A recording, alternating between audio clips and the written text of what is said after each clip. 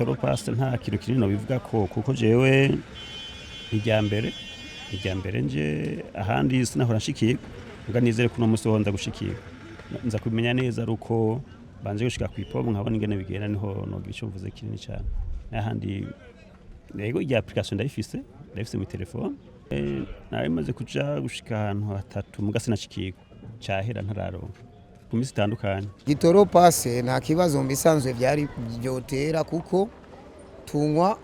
tunywa ku minsi baguhamagaje kuza kunywa nga kuri station ariko tukakinywa neza baguhaye 60 litres urayikoresha nk'umusamvu wose umusamvu weze ukagaruka ariko umaze kugaruka kuri station urabona ko bamwe n'abandi badutondeka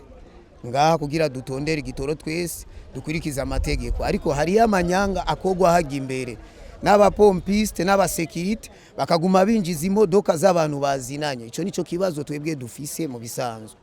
je mbona ari sawa hamwe na hamwe araho biparangana ariko henshi je mbona ari sawa je ni rya kabiri ndabikoresheje nirashikirwa azoba ari rya kabiri nyowe ku Gitoro Pass mugabo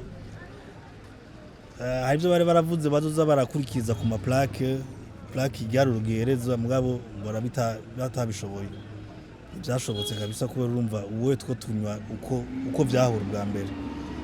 sino ibindi mbona ari sawa kabisa ibyo bigaje bayiguha mbwa igihe bashobora kuyikwandikira umunsi wo kunywa sante barayikurongikiye ngo bayikugururide karinda kurindira umunsi wo kunywa ntushobore kunywa uwo munsi imaze gukora igihe ushobora kwandikira umunsi wo kunywera uwo munsi kabari utanywera kandi umunsi barayikwandikiye batarayigushira ko kuri list umunsi wo kunywa wageze ntibaguhe cinda kurindira ashaka guca bayikurungikira mu masaha y'umugoroba gacunywa bukeye.